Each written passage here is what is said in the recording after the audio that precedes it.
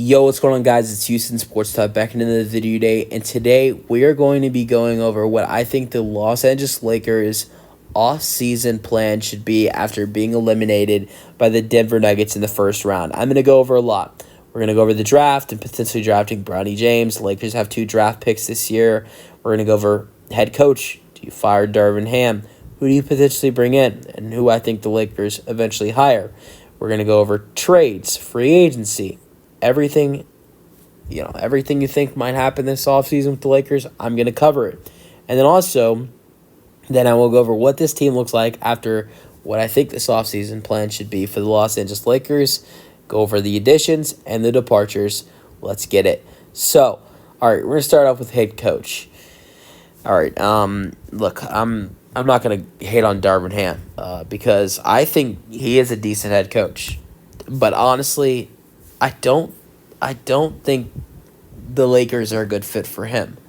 Honestly, I think I'd love to see him get it might take him a little bit because after he potentially gets fired from this job, he might have to take an assistant job or a couple assistant jobs before he gets another chance to, take a, NBA coaching job again, a head coaching job again.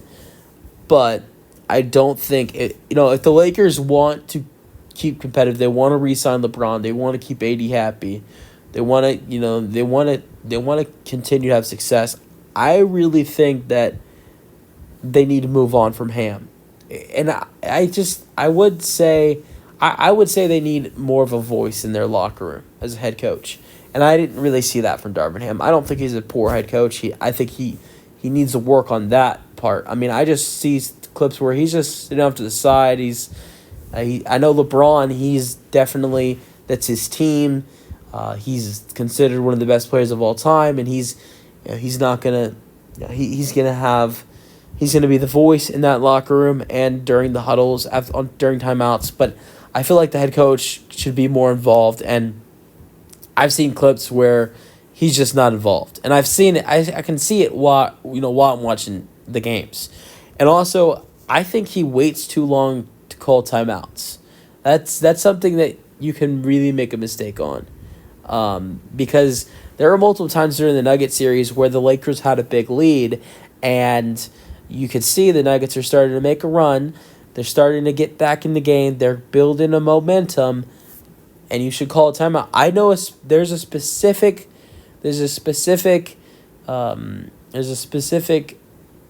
game that I'm thinking about. I'm thinking about Game 5.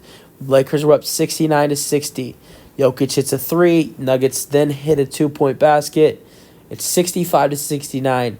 Right then you call timeout. A 9-point lead very quickly is now a 4-point lead. And the Denver Nuggets have the momentum. Their crowd has, gone from quiet to, all right, we're back in this game. That is when you call the timeout. And there was no timeout called.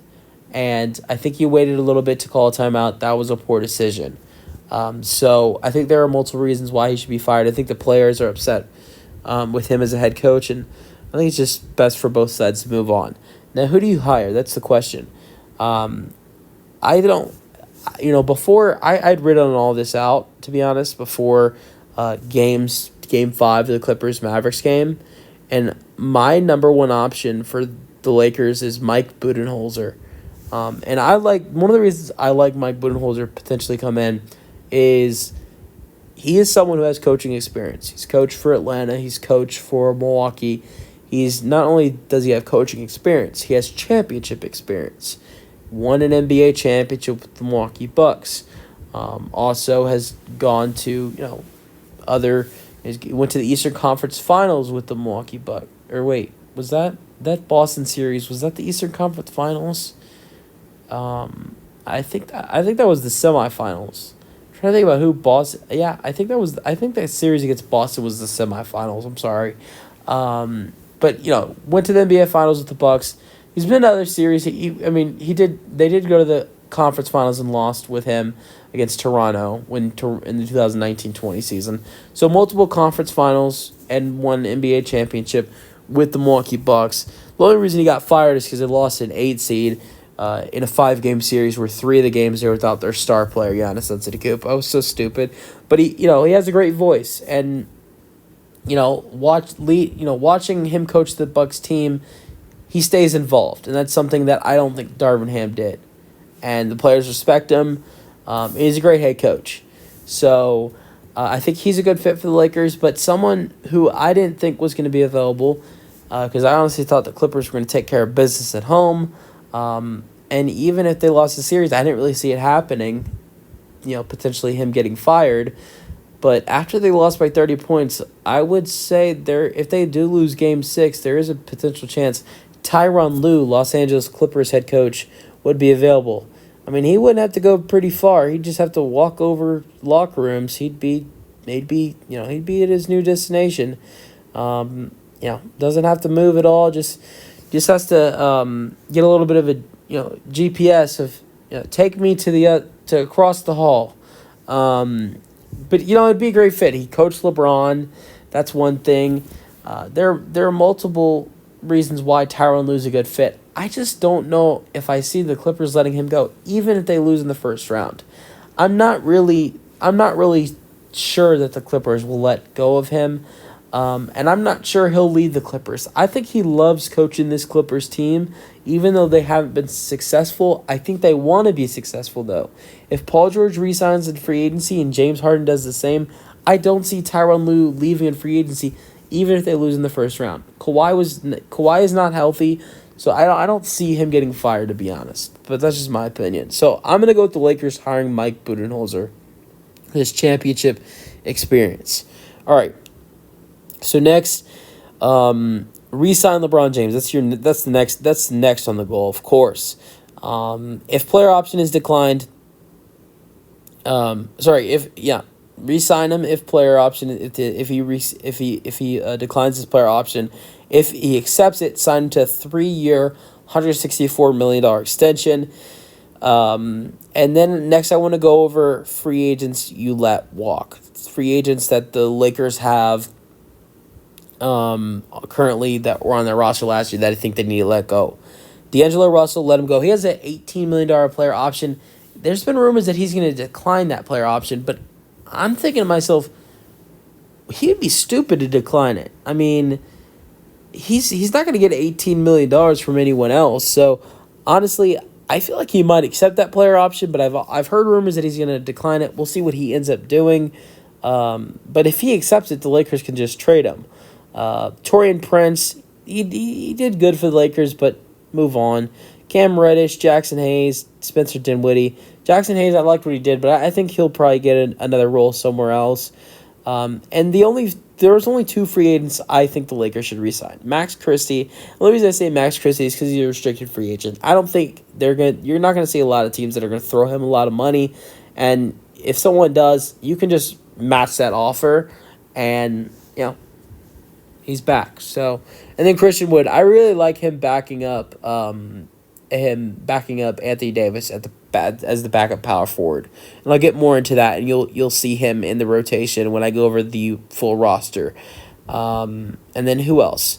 So other free agency additions that were not on the team last year. Here are the guys I think the Lakers should target, and ultimately the guys I think the Lakers should bring in. Kelly Oubre Jr. Kelly Oubre Jr. had a fantastic season in Philadelphia. He'd be a great addition to start next to LeBron in this LeBron and AD in the front court. Next, you're letting go of Kelly. You're letting go of Jackson Hayes. He's walking. I would love for the Lakers to pick up a guy like Kelly Olynyk. He's a great center. Now this is someone you'd have to trade for. So I don't know what you trade. He did sign an extension with the Raptors. I don't know how willing they will be to let go of him.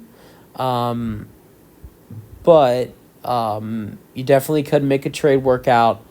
Maybe Gabe Vincent is someone you offer to Toronto. I think it might look like Gabe Vincent and a couple second-round picks to get him on that roster. But yeah, so that is what I think that trade would look like. But yeah, All right. And then the other player I think the Lakers should sign is Buddy Hield. Buddy Hield would be a great addition. They've had their eyes on him for a while. He's a great three-point shooter. Would love that addition right there. Now, the big addition I think the Lakers should make, and I'm going to go over this move, is trading Austin Reeves, Rui Hachimura, and Jared Vanderbilt for Trae Young and AJ Griffin. Another good three-point shooter in AJ Griffin. So you just keep improving on the three-point shooting, and honestly, you need some help next to LeBron and AD. I think Reeves and Russell were really good next to AD and LeBron, but they need another star next to them if they want to be successful. And Trae Young does that. He's a great facilitator, and he's a good scorer, and he's a great three-point shooter as well. And I think he'd be great next to AD and LeBron James. And I think the pick and roll between Trae Young and Anthony Davis would be fantastic as well. All right, next, look, you want to make LeBron happy, you got to get Bronny James. The Lakers will have the 17th overall pick. You're not drafting Bronny James in the first round. Lakers also have 55th overall pick. I don't think that the Lakers will. I don't think Bronny James will fall to 55. Knowing teams that have second round picks like the Warriors and the 76ers, knowing that they could leverage LeBron over to their team, or not only can you potentially leverage LeBron to your team, but you can also use Bronny as a trade asset if you're an NBA team. I mean, you can call up the Lakers and say, hey, we want multiple second-round picks for Bronny James. And they might do it. So you're potentially trading a second-round pick for multiple second-round picks if you think about it. I think Bronny James might have trade leverage for other teams and the Lakers potentially trying to acquire Bronny James if you're going to select him. So if I was Lakers, I would trade up from 55, which their second-round pick this year, to the high 30s. I would target 37, 38, 36, that area, and I'd draft Bronny James and let LeBron James play with his son, although Bronny probably won't play at all. And next, with your 17th overall pick, I would love for the Lakers to draft Terrence Shannon Jr. He's one of my favorite players going into this draft. Him and Dalton Knecht are my two favorite players going into this draft from Tennessee and Illinois. They're two of the best scorers in this draft outside of Zach Edey. I mean, honestly, maybe because I'm a college guy, I love college basketball. These are three of my favorite guys going into the draft. But I love Zach Edey, Terrence Shannon Jr., and Dalton Knecht. But because also I think those are the three most NBA ready guys that are going into this draft. I think Terrence Shannon is NBA ready. You look at guys like Dalton Knecht and Terrence Shannon Jr. These are guys that are almost 24 years old. They're ready for the NBA now.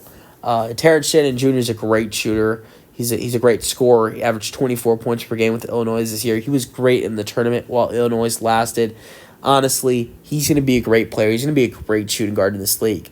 I'm telling all of you right now, Terrence Shannon Jr. is going to be a great player in this league. The Lakers should get him, and potentially once the Lakers, when everything is all blown up, potentially if LeBron's gone, AD's gone, maybe Trae Young's still there, Terrence Shannon Jr. would be a really nice player for the Lakers. I mean, I think let's say you sign Buddy Hield, Terrence Shannon Jr. has a potential chance to, take over for the Lakers next year and become their next shooting guard. I think he's that good. Another free agent I think the Lakers should sign is Doug McDermott. I really like him from the Pacers. He's another good three-point shooter. I think the Lakers, improve the three-point shooting, and that's why I have them signing guys like Doug McDermott, trading for Kelly Olynyk, signing Trae Young, trading for AJ Griffin, drafting Terrence Shannon Jr. So, and I think that's really it for what I have the Lakers doing. And if you do that, here's what the team looks like. Your starting lineup is Trae Young, Buddy Hield, Kelly Oubre Jr., LeBron James, Anthony Davis. Your bench is Terrence Shannon Jr., Doug McDermott, Kelly Olynyk, Christian Wood. You also have Jalen Hood Schifino as your backup point guard. I think at some point you got to develop your first round pick from last year. And then also you have AJ Griffin, Bronny James, Max Christie coming off the bench. And you have Mike Budenholzer as your new head coach. So the additions and the subtractions. You add in Mike Budenholzer, Trae Young, Buddy Hield, Kelly Oubre Jr., Kelly Olynyk, Doug McDermott, Terrence Shannon Jr., H.A. Griffin, Bronny James. Your departures, you let go of Darvin Ham, D'Angelo Russell, also Gabe Vincent, Jackson Hayes, Austin Reeves, Rui Hachimura, Jared Vanderbilt, Torian Prince, Cam Reddish, and Spencer Dinwiddie. Let me know your thoughts on the Lakers' potential offseason plan in the comment section, and peace out.